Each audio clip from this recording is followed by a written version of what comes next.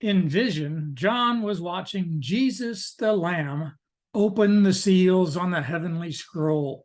The first four seals were the famous four horsemen of the apocalypse, and I commented on them in some previous messages. Now we come to the fifth seal, and we see something completely different. Instead of doom and destruction, we see the disciples of Jesus.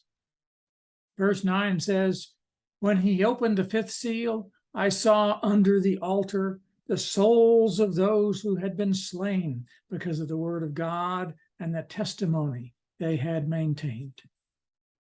These are the Christians who have been killed, but it could include Old Testament saints too.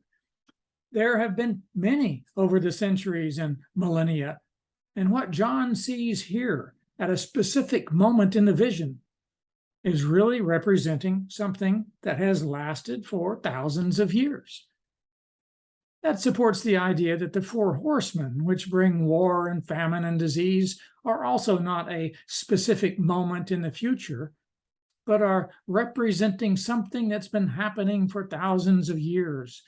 These are the precursors. If the scroll is sealed in the normal way, the scroll can't be unrolled until the seventh seal is broken. What we see now is just leading up to the climax at the end.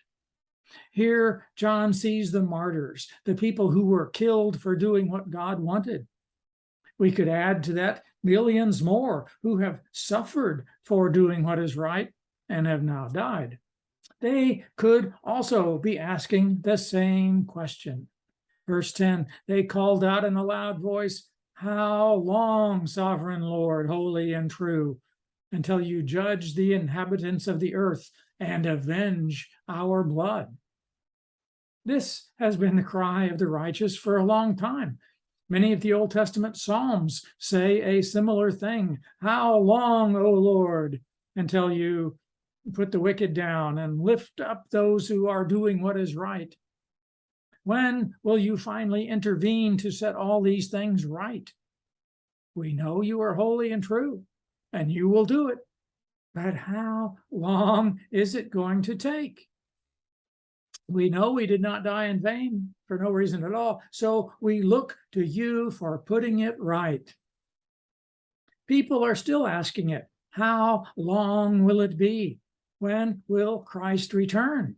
That's been a question for a long time, and it isn't just idle curiosity. It is right for us to want to see justice done. It reminds me of the very first martyr of the Bible, Abel, who was killed by Cain. And God told Cain, "Your brother's blood is crying out to me from the ground." It's a figure of speech. Every unjust death calls out for God to set things right. John sees, in a moment of time, something that's been happening all along. But there is no specific answer here. Verse 11 says, "Then each of them was given a white robe," symbolizing righteousness and salvation.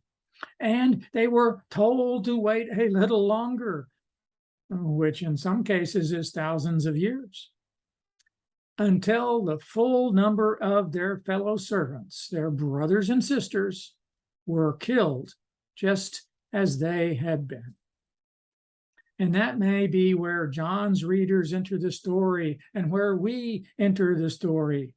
We too may be killed for believing in Jesus. And even though we are killed for his name and his message, yet will we trust him. He will set things right. But it is not for us to know exactly when.